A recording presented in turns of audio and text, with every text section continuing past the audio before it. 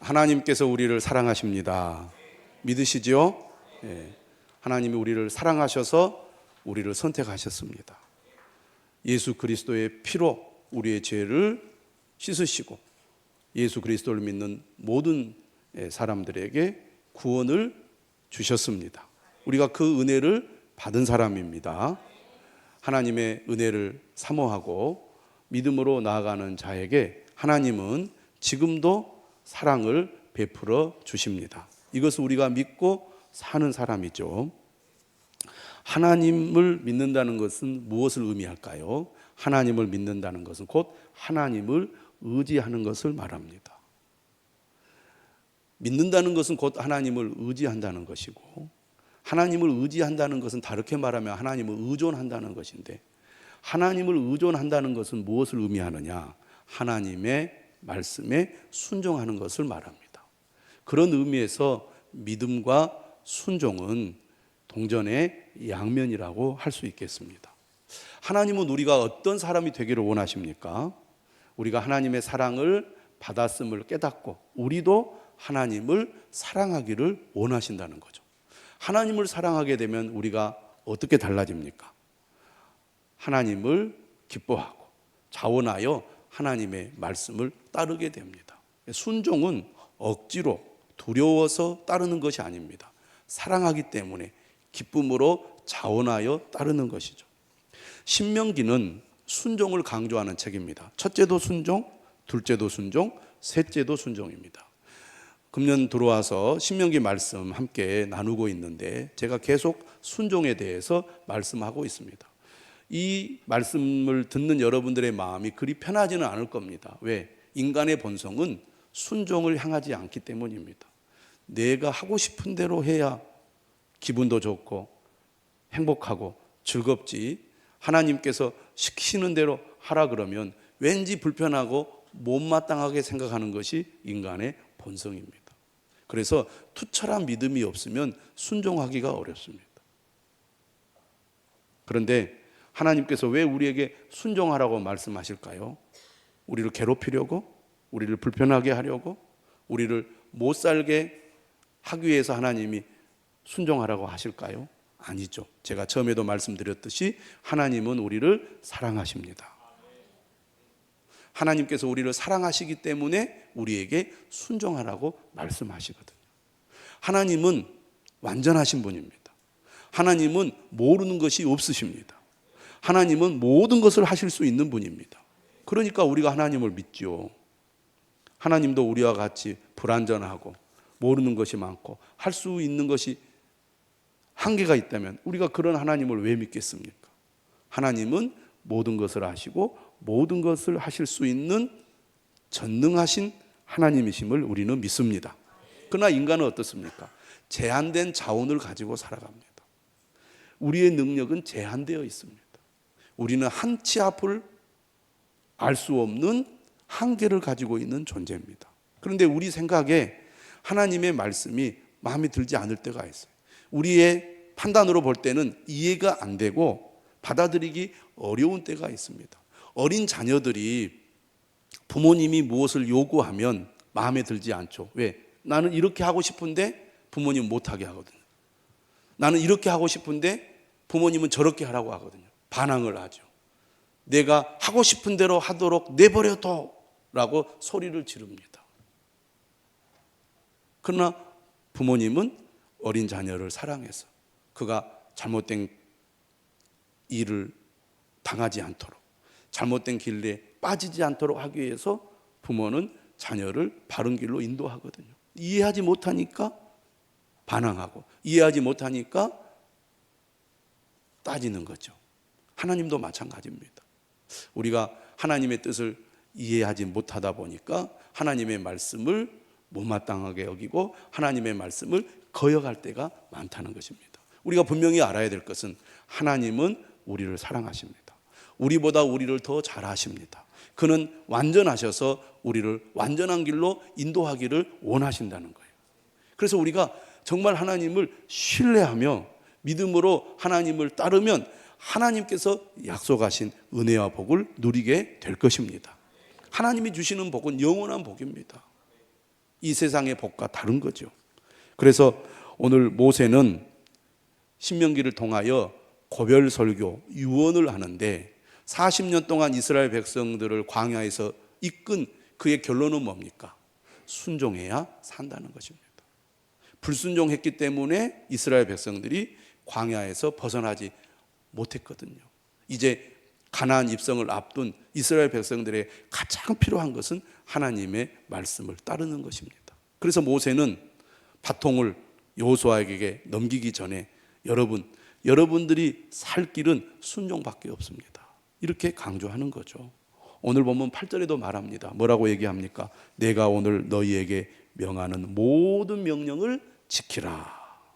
그리하면 너희가 강성할 것이요 너희가 건너가 차지할 땅에 들어가서 그것을 차지할 것이며 이렇게 말합니다. 순종한다는 것은 100% 엎드리는 것입니다. 나를 내려놓고 하나님의 뜻에 순종하는 것이죠. 이게 마음에 안 드는 거예요. 우리는 하나님 내 생각대로 하도록 내버려 두세요. 우리는 그렇죠. 그런데 하나님은 우리를 사랑하셔서 하나님의 뜻을 따르라고 말씀하십니다. 자신의 생각을 내려놓고 하나님 앞에 100% 엎드리라고 말씀하십니다. 그러면 우리가 강성하게 되고 땅을 차지하게 되고 너희의 날이 장구하리라고 말합니다. 여러분 우리가 아무리 노력하고 애를 써도 하나님이 도와주지 않으면 안 됩니다. 하나님이 함께 하지 않으면 우리는 이룰 수가 없습니다. 또 무엇인가 이룬다 할지라도 그것이 계속 유지되는 것은 더더욱 어려운 것입니다. 하나님 분명하게 말씀하거든요. 내가 오늘 너희에게 명하는 모든 명령을 지키라. 그리하면 강성하게 되고 그리하면 약속의 땅을 차지하게 되고 그리하면 너희의 날이 장구하리라. 이렇게 하나님께서 모세를 통하여 강조하고 또 강조해도 우리는 어떻습니까? 고개를 갸우뚱합니다. 왜요? 의심이 있기 때문에. 의심. 정말 그럴까? 우리는 우리의 제한된 지혜와 경험과 능력을 가지고 판단을 하는 거거든요. 내 생각대로 해야 될 것 같아요. 그런데 하나님은 그래서는 안 된다고 말합니다. 결국 우리가 하나님의 말씀에 불순종하는 이유는 하나님의 말씀보다 자기 자신을 더 신뢰하기 때문입니다. 결국 불순종의 뿌리는 어디에 있습니까? 불신앙에 있는 거죠. 말로는 하나님을 믿는다고 하지만 사실 하나님을 못 믿는 것입니다. 그런 의미에서 우리의 삶은 늘 믿음과의 싸움이라고 할 수 있겠습니다. 하나님 내게 믿음을 주옵소서. 여러분 주님 앞에 나올 때마다 늘 기도하셔야 됩니다. 하나님 내게 믿음을 주옵소서. 하나님이 은혜 주시지 않으면 믿을 수도 없어요. 믿지 않으면 따를 수도 없는 것입니다. 그래서 늘 우리는 하나님 앞에 예배 드리러 나올 때마다 하나님 내게 믿음을 주세요. 믿음을 주세요. 여러분 반드시 하나님께서 믿음을 주실 줄로 믿습니다. 순종하는 것이 가장 좋은 선택이고 순종할 때 하나님은 오늘 본문에서 약속하신 대로 우리에게 복을 주신다. 이것을 확고히 믿기를 바랍니다. 순종한다는 것은 무엇을 의미합니까? 제가 지난주에도 말씀드렸습니다. 성경의 정신과 사상을 충실히 따르는 것입니다. 하나님께서 말씀을 통해서 자신을 계시하시죠. 어떻게 사는 것이, 어떻게 하는 것이 하나님의 뜻인지 우리에게 분명하게 알려주고 계십니다. 그래서 우리는 늘 성경을 가까이 해야 되죠. 말씀을 늘 읽고 말씀을 늘 묵상하는 그 삶이 되어야 합니다. 왜냐하면 우리는 돌아서면 잊어버리거든요. 망각의 존재예요. 그래서 늘 말씀을 가까이 하지 않으면 하나님의 뜻이 무엇인지 모릅니다. 기본적으로 우리가 하나님을 따르지 못하는 이유는 하나님의 말씀이 뭐라고 얘기하는지를 잊어버리기 때문입니다. 잘 잊어버리거든요. 그래서 늘 말씀을 가까이 해야 됩니다. 그래서 늘 말씀이 우리 안에서 살아있도록 해야 되는 겁니다. 그래서 연초가 시작되면 대부분의 교회들이 여러분 성경 읽기를 시작하시기 바랍니다. 작심 3일이 될 줄 알아요. 그럼 3일마다 작심을 하셔야 됩니다. 그래서 말씀을 읽고 또 읽어야 돼요.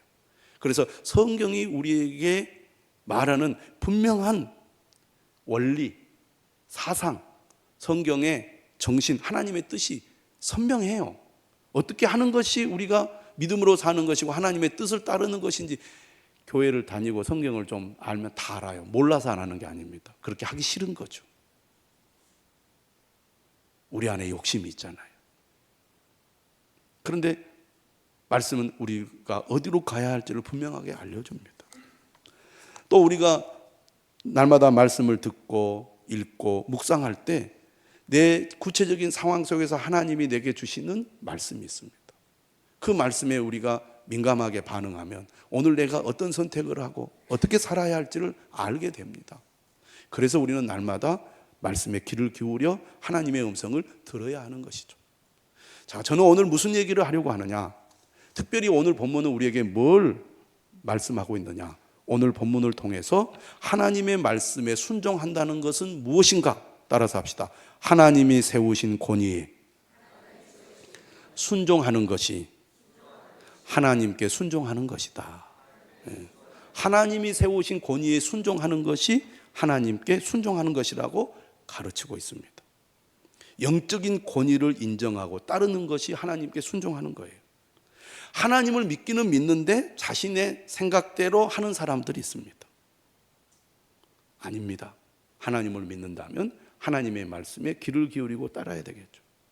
또 하나님의 말씀을 따른다고 생각하고 살아가는데 하나님이 세우신 영적인 권위와 질서를 따르지 않는 사람들이 있습니다. 이게 다 연결되어 있는 겁니다. 오늘 6절 다시 한번 읽어보겠습니다. 같이 한번 읽어볼까요? 시작. 르우벤 자손 엘리압의 아들 다단과 아비람에게 하신 일, 곧 땅이 입을 벌려서 그들과 그들의 가족과 그들의 장막과 그들을 따르는 온 이스라엘의 한가운데서 모든 것을 삼키게 하신 일이라.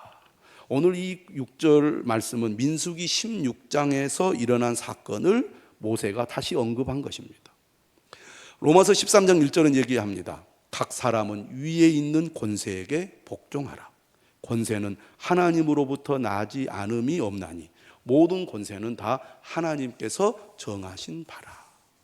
하나님이 세운 권위를 따르는 것이 곧 하나님께 순종하는 삶이라는 것입니다.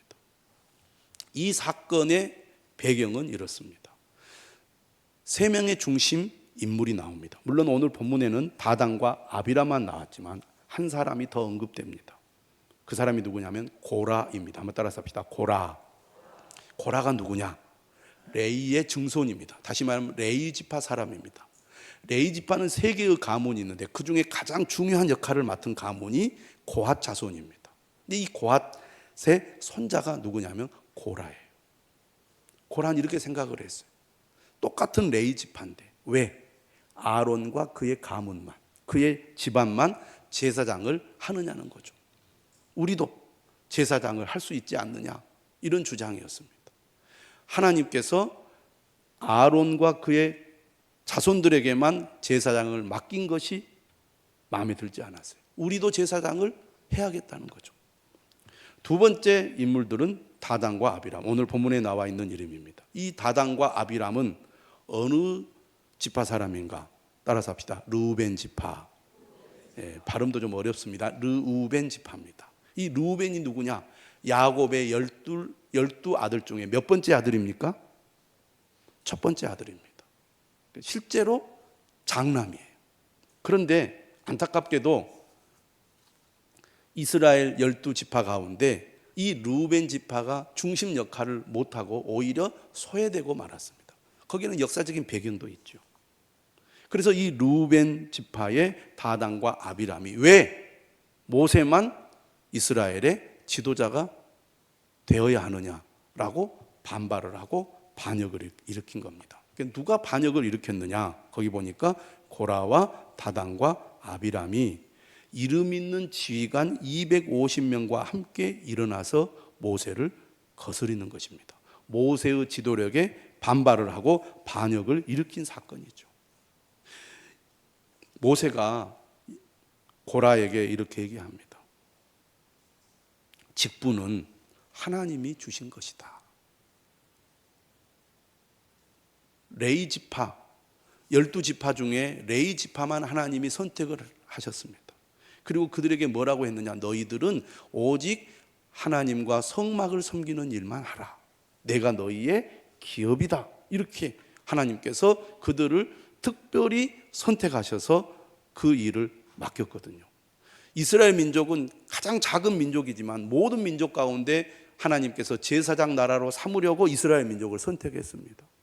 다른 민족이 볼 때는 이렇게 생각할 수 있잖아요. 왜 하나님은 이스라엘 민족만 선택하셨습니까? 하나님이 그렇게 선택하셨거든요. 그리고 12지파 가운데 레위 지파만 하나님이 선택하셔서 너희들은 오직 하나님과 성막을 섬기는 일을 해라. 다른 지파들이 왜 레위 지파만 그 일을 해야 합니까? 우리도 할 수 있습니다 라고 주장할 수 있잖아요.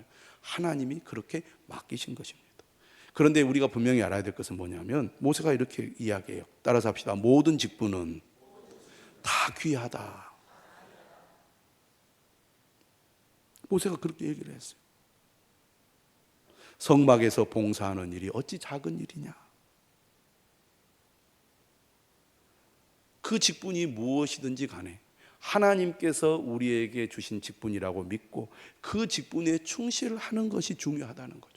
그런데 고라라든지 다단이라든지 아비람은 이 직분을 어떻게 생각했냐면 그걸 명예와 권력으로 생각했어요. 그래서 다른 사람 위에 높아져서 다른 사람을 지배하고 다스리는 것을 뭔가 좀 멋지게 본 거죠. 욕심이 생긴 겁니다. 나도 지도자가 되어야 되겠다. 그런데 모세는 말합니다. 직분은 하나님이 주신 것이고 모든 직분은 다 귀한 것으로서 자신에게 맡겨진 직분을 충실히 감당하는 것이 하나님이 우리에게 원하시는 것이다. 그런데 너희들의 행동은 곧 하나님을 반역하는 것이다 라고 모세가 고라에게 얘기합니다. 그리고 다단과 아비람을 불러요. 그런데 거역합니다. 우리는 올라가지 않겠노라. 당신은 스스로 우리의 위에 왕이 되려 하고 있다. 모세가 그런 생각 한 번도 한 적이 없어요. 또 우리를 적과 꿀이 흐르는 땅으로 인도하여 들이지도 않으면서 우리를 속여서 자신의 이익만 챙기려고 한다고 모세를 비방했습니다. 모세를 시기했고 모세를 불신했고 모세를 향하여 대적을 한 겁니다. 모세는 자신을 희생하여 섬기는 자로 살아왔는데 인간적인 생각을 가지고 모세를 바라본 겁니다. 하나님께서 어떻게 하십니까? 오늘 본문에도 나옵니다. 다단과 아비람에게 심판을 행하시죠. 땅이 그 입을 열어 그들과 그들의 집과 고라에게 속한 모든 사람과 그들의 재물을 삼켜버립니다. 또 하나님으로부터 불이 나와서 분향하는 250명을 불살라 버리죠. 하나님이 세우신 권위를 거역하고 불순종하는 것이 곧 하나님을 거역하고 불순종하는 것으로 본 것입니다. 지도자가 완벽합니까? 똑같이 불완전하고 흠이 많죠. 민수기 12장에 보면 모세가 쿠스 여자를 에디오피아 여자입니다를 이 에디오피아 여자를 아내로 취합니다. 아마 그 아내 십보라가 세상을 떠났던 것 같아요. 이것을 누가 비방을 합니까? 모세의 누이인 미리암과 형인 아론이 비방을 해요. 그러면서 미리암과 아론이 뭐라고 얘기를 하느냐? 민수기 12장 2절에 보면 이렇게 얘기합니다. 여호와께서 모세와만 말씀하셨느냐? 우리와도 말씀하지 아니하셨느냐? 하나님께서 이 두 사람의 말을 들으십니다. 그리고 아론과 미리암을 부르시죠. 하나님 말씀하세요. 너희가 어찌하여 내 종 모세 비방하기를 두려워하지 아니하느냐? 하나님께서 사람을 세우신 것은 하나님의 도구로 사용하기 위해서 세우신 거예요. 가까이 있다 보니까 불완전하고 흠이 많은 것이 더 눈에 보였겠지요. 그러나 하나님은 그 사람이 완벽해서 세운 것이 아닙니다. 하나님의 일을 하라고 세운 거예요. 그래서 그 사람을 통해서 하시는 하나님의 말씀과 뜻을 따르는 것이 중요한 것입니다. 결국 하나님께서 미리암에게 나병에 걸리는 심판을 행하시죠. 모세가 중보기도 합니다. 하나님 고쳐달라고. 이래 동안 7일 동안 진영 밖에 갇혀 있게 하나님 명령하시고 이후에 회복시켜서 다시 복귀를 시키지요. 오늘 말씀은 우리에게 무엇을 분명하게 가르쳐주고 있습니까? 하나님이 세우신 권위를 인정하고 따르는 것이 하나님께 순종하는 것입니다. 우리에게 교회를 주셨습니다. 그리고 우리에게 직분과 사명을 맡겨주셨죠. 이때 우리는 그 맡겨주신 직분과 사명을 사람이 우리에게 맡긴 것이 아니고 하나님께서 우리에게 맡겨주셨다고 믿고 순종하는 것입니다. 내가 왜 저 사람한테 순종해? 저 사람이나 나나 똑같은 사람이지. 나보다 더 능력도 없고 나보다 더 모자란 것 같은데 내가 따라야 돼? 이렇게 생각하는 것은요, 그 사람을 통해서 하나님이 명령하시고 일하신다는 생각을 안 하는 것입니다. 하나님은 어떤 사람을 사용하십니까? 순종하는 사람을 사용하십니다. 예수님의 제자들은 부활 후에 성령을 받고 예수님의 말씀에 절대 순종을 했습니다. 그래서 쓰임을 받은 거죠. 바울의 동역자들도 마찬가지입니다. 바울을 통해 주시는 하나님의 명령에 그들이 순종했기 때문에 많은 일들을 할 수 있었던 것입니다. 여러분, 오늘 우리도 교회를 통해서 우리를 구원하시고 교회를 통해서 우리의 믿음을 지키시고 교회를 통해서 우리에게 직분과 사명을 주셨습니다. 하나님이 주신 겁니다. 하나님께서 교회를 통해서 하나님께서 직분과 사명을 주신 거예요. 그래서 우리는 우리에게 주신 직분을 어떻게 감당해야 됩니까? 긍정적인 마음으로, 믿음으로, 적극적인 자세로 순종해야 될 줄로 믿습니다. 그래서 믿음의 사람은 하나님의 말씀을 즐겁게 듣습니다. 교회를 좋아합니다. 교회에서 맡겨주신 직분을 기쁨으로 순종합니다. 네, 하겠습니다. 그렇게 하겠습니다. 그 사람이 못 배워서 그렇습니까? 못나서 그렇습니까? 능력이 없어서 그렇습니까? 오히려 믿음의 사람은 사회적인 지위가 높고 능력이 많아도 오히려 겸손한 마음으로, 즐거운 마음으로, 긍정적인 자세로 순종합니다. 예전에 제가 월간 조선이라는 잡지에서 글을 읽은 적이 있습니다. 김대중 정부 시절에 초기에 김대중 대통령을 보좌했던 비서실장이 김중곤이라는 사람입니다. 원래 노태우 정권 밑에서 일했던 사람인데 김대중 대통령이 이제 대통령에 당선된 이후에 김중곤이라는 사람을 비서실장으로 세우게 되죠. 그래서 권력 초기에 제2인자라고 알려졌던 사람입니다. 근데 이분이 이제 신앙이 좋은 사람이었어요. 그래서 월간 조선 기자가 인터뷰를 하기 위해서 주일에 그 집을 찾아갑니다. 왜냐하면 일주일 내내 대통령과 함께 있기 때문에 만날 수가 없지만 주일에는 쉬니까 만나러 갔는데 저녁 9시에 집에 들어오더라는 거예요. 그래서 왜 이렇게 늦게 들어오십니까? 물어봤더니 이분이 하는 말이 평일에는 내가 대통령을 보좌하기 때문에 전혀 시간이 없어서 주일만큼은 내가 주님의 일에 충실하려고 아침 일찍 교회 가서 이렇게 저녁 늦게 집으로 돌아옵니다. 이렇게 대답을 하더라는 거예요. 나라를 위해서 일하는 사람이 얼마나 정신적으로 육체적으로 피곤하겠습니까? 주일만큼은 쉬어야 되지 않겠어요? 그런데 하나님을 향한 믿음이 신실해서 주일에 아침 일찍부터 저녁까지 교회에 머물러 있다가 집으로 퇴근을 하는 거예요. 근데 이분이 이런 얘기를 했어요. 저는 목사님의 말씀에는 절대 순종합니다. 대통령 제 비서실장으로 2인자잖아요. 권력도 있고 사회적인 경험도 많고 지식도 풍부하고 당신 누구에게도 꿀리지 않을 사람인데 하나님을 사랑하고 하나님을 믿는 사람으로서 하나님이 세우신 영적인 권위가 무엇인지 알기 때문에 기쁨으로 순종하는 것입니다. 여러분, 우리가 하나님이 어떤 분인지 안다면 하나님을 사랑하고 하나님을 온전히 따르는 자가 되어야 할 줄로 믿습니다. 신앙이란 자기 열심으로 하는 게 아니에요. 하나님의 뜻을 따라 하는 것이 바른 신앙입니다. 그렇기 때문에 하나님께서 세우신 영적인 권위를 인정하고 순종하는 것입니다. 나는 믿음은 있고 하나님을 믿지만 나는 교회는 별로 좋아하지 않습니다. 이런 분들이 있어요. 나는 하나님의 말씀을 듣고 따르지만 나는 교회가 시키는 일은 마음에 들지 않기 때문에 안 하겠습니다. 이것도 바른 신앙이 아닙니다. 교회가 완벽합니까? 다 불완전한 사람들이 모여서 하나님을 섬기는 공동체입니다. 그러니 우리가 사회적인 지식, 경험, 능력이 많을수록 뭔가 교회는 좀 부족해 보여요. 믿음이 없을수록 사람들을 얕잡아 보고 교회를 얕잡아 보고 봅니다. 그런데 믿음이 깊을수록 그렇게 보지 않아요. 하나님의 시각으로 교회를 바라봅니다. 하나님의 시각으로 성도들을 바라봅니다. 하나님의 시각으로 하나님께서 세운 영적인 지도자를 바라보는 거예요. 그래서 하나님을 사랑하고 믿는 사람은 교회를 사랑합니다. 교회를 좋아합니다. 성도를 사랑합니다. 성도를 좋아해요. 목회자와 좋은 관계를 맺는 것입니다. 긍정적인 자세로 네, 그렇게 하겠습니다. 조금 부족해 보이고 조금 마음에 안 들어도 그렇게 해야죠. 그렇게 하겠습니다. 돕겠습니다. 이런 자세를 가지고 섬길 때 그 교회가 좋은 교회가 되고 그러한 직분자들이 존경받는 직분자들이 되는 겁니다. 좋은 교회는 이런 분위기가 형성이 되어 있고 좋은 교회는 장로님들이 이런 자세를 가지고 있어요. 굳은 일 제가 하겠습니다. 목회자를 통해서 우리에게 무슨 일을 부탁받았을 때 제가 하겠습니다. 이런 기본적인 자세가 되어 있는 교회가 좋은 교회예요. 또 그런 직분자들이 존경을 받습니다.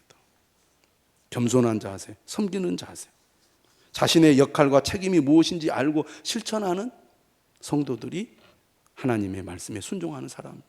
장로님은 장로님으로서의 역할과 책임이 무엇인지 알아야 합니다. 권사님이나 안수집사님은 자신의 역할과 책임이 무엇인지 알아야 돼요. 교사도 마찬가지입니다. 셀 가족들은 셀 리더가 부족해 보여도 셀 리더의 말을 잘 따라주고 순종합니다. 제가 예전에 간증을 보니까요, 어떤 서울의 유명한 교회인데 셀 리더가 초등학교 졸업이야. 그런데 셀 구성원들은 막 대학교 총장도 있고 교수도 있고 이런 사람들이 가득 차 있는데 이 사람들이 뭐라고 말하냐면 우리 리더가 참 훌륭합니다. 우리는 리더의 말을 잘 따릅니다. 이렇게 얘기를 해요. 된 사람들이죠. 리더가 교육을 받아가지고 셀 가족들에게 하나님 말씀을 전달할 때 셀 가족들이 다 그것을 받아 적으면서 아멘 하고 받아들여요. 못나서 그렇습니까? 부족해서 그렇습니까? 주님을 섬기고 교회를 섬기는 데 있어서 긍정적이고 또 적극적이고 좋은 마음을 가지고 그 역할에 최선을 다하는 그런 사람이 하나님의 말씀에 순종하는 사람인 줄 믿습니다. 로마서 12장 3절은 이렇게 말합니다. 내게 주신 은혜로 말미암아 너희 각 사람에게 말하노니 마땅히 생각할 그 이상의 생각을 품지 말고 오직 하나님께서 각 사람에게 나누어 주신 믿음의 분량대로 지혜롭게 생각하라. 신실한 믿음의 사람들은 자신에게 맡겨진 일을 묵묵히 최선을 다해 감당을 합니다. 절대 표를 내지 않아요. 오히려 보이지 않는 곳에서 열심히 그 일을 감당합니다. 그래서 열매가 나타나는 거예요. 자신이 맡겨진 일이 아닌 것에 참견하지 않습니다. 간섭하지 않습니다. 판단하지 않아요. 몰라서 그럴까요? 그렇지 않습니다. 어떤 사람은 순종은 맹종이 아닙니까? 아니요. 진정한 순종은 말씀을 따라 순종하는 것입니다. 생각하면서 순종하는 거예요. 무지하니까 순종하는 것이 아닙니다. 알아도 함부로 하지 않는 거예요. 건설적인 대안을 제시하는 사람은 오히려 자신이 먼저 참여하고 먼저 희생할 줄 압니다. 오늘 본문에 보면 다단과 아비람은 하나님이 세우신 권위를 비방하고 불평했습니다. 야고보서 3장 9절은 이렇게 말합니다. 한 입으로 우리가 주 아버지를 찬송하고 한 입으로 하나님의 형상대로 지음을 받은 사람을 저주하나니 한 입에서 찬송과 저주가 나오는도다. 내 형제들아 이것이 마땅하지 아니하니라. 예수님께서 마태복음 7장에서도 말씀하시죠. 비판을 받지 아니하려거든 비판하지 말라. 너희가 비판하는 그 비판으로 너희가 비판을 받을 것이요 너희가 헤아리는 그 헤아림으로 너희가 헤아림을 받을 것이니라. 어찌하여 형제의 눈 속에 있는 티는 보고 내 눈 속에 있는 들보는 깨닫지 못하느냐. 그래서 에베소서 4장 31절 32절 통하여 사도 바울은 이렇게 말합니다. 너희는 모든 악독과 노함과 분냄과 떠드는 것과 비방하는 것을 모든 악의와 함께 버리고 서로 친절하게 하며 불쌍히 여기며 서로 용서하기를 하나님이 그리스도 안에서 너희를 용서하심과 같이 하라. 주님이 우리에게 내리신 가장 큰 계명은 서로 사랑하는 것입니다. 여러분, 늘 칭찬하고 격려하고 위로하는 사람 되시기를 바랍니다. 모이면 칭찬하고 격려하고 위로해야 돼요. 늘 좋은 말을 해야 됩니다. 남의 말, 비방하는 말, 판단하는 말 하면 안 돼요. 그 나를 죽이는 것이고 공동체를 죽이는 것입니다.